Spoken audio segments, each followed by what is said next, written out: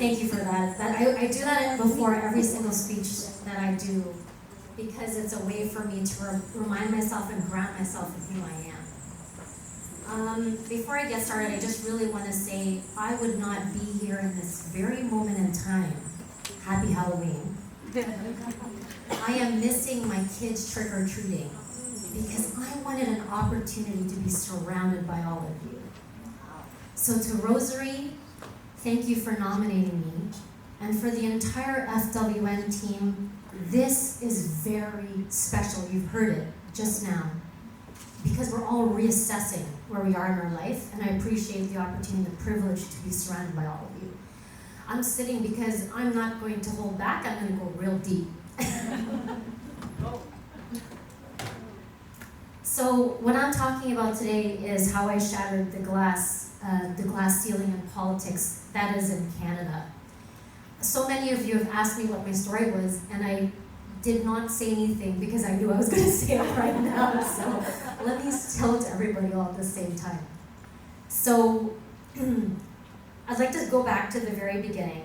So I was born in a little city called Kitwe, Zambia, right in the heart of Africa. My parents raised my brother and I in a very strict and very sheltered household. I lived in a household of hierarchy, where I was spoken to one directionally. My brother, who's 4 years younger than me,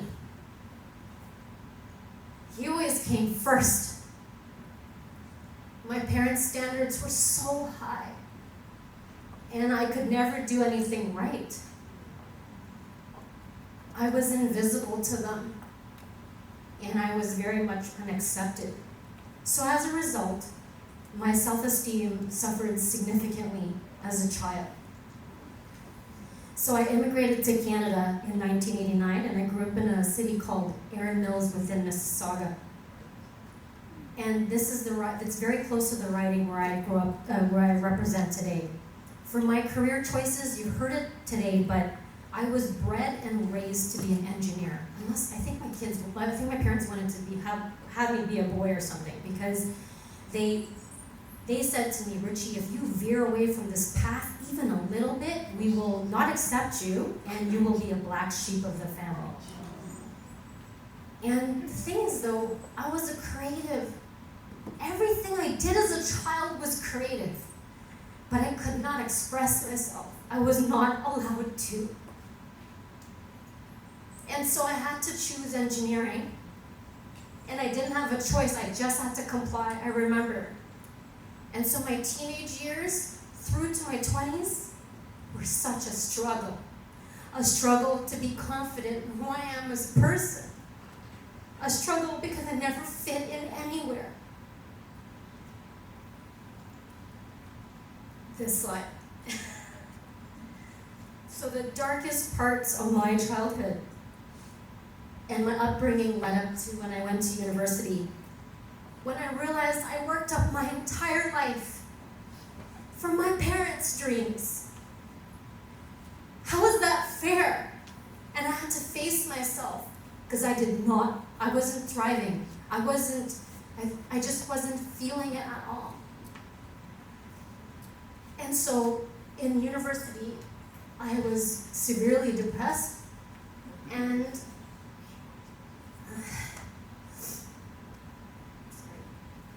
my roommates came into my room with half of me hanging outside of a building, and they saved my life because I was about to end it, because that's how severe the rejection I was facing from my parents.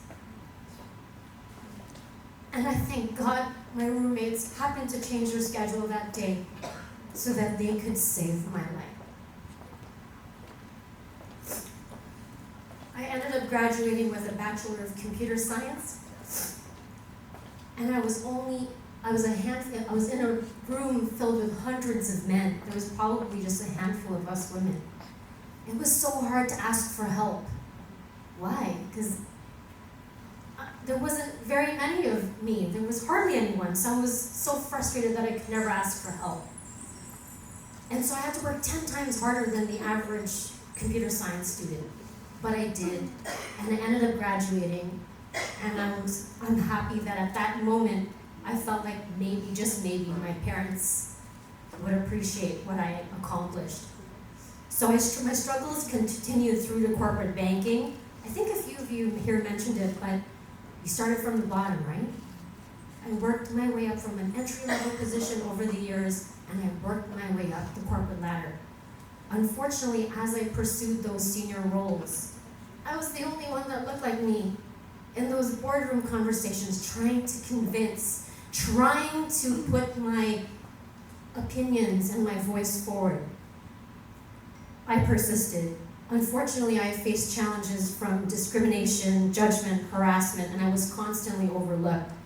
And so I had my own gremlins, my own self-doubt, and I didn't really want to be complacent. Nonetheless, I completed 15 years of corporate banking. In that time, I met Chris, my husband, married, 2 kids. Kyle's 13 and Cassidy's 7. When Cassidy turned 1, I made her first birthday cake.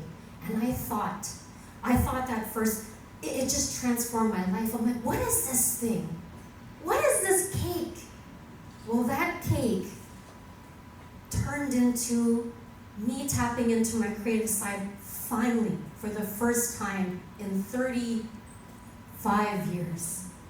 And that one cake turned into my very first business.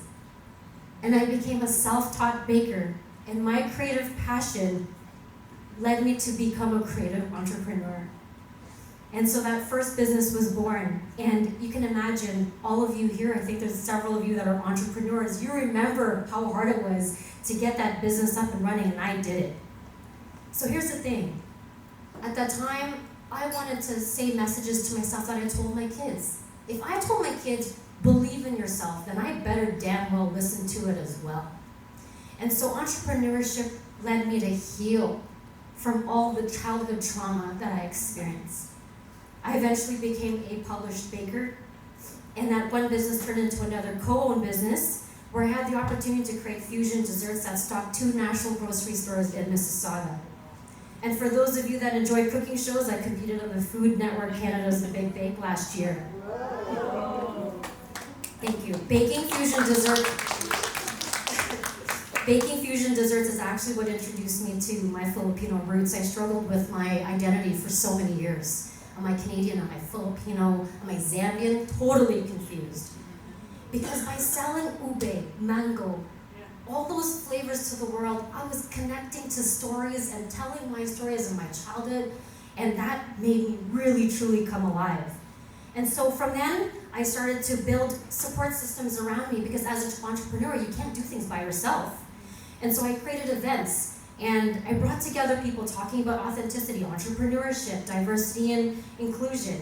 And all these experiences was pulling my heart to coach and mentor and serve. We've talked about it today, but giving back and building the community. And it is all these things that I've shared with you that have led me to have the courage to put my name on the ballot last September. And so I did.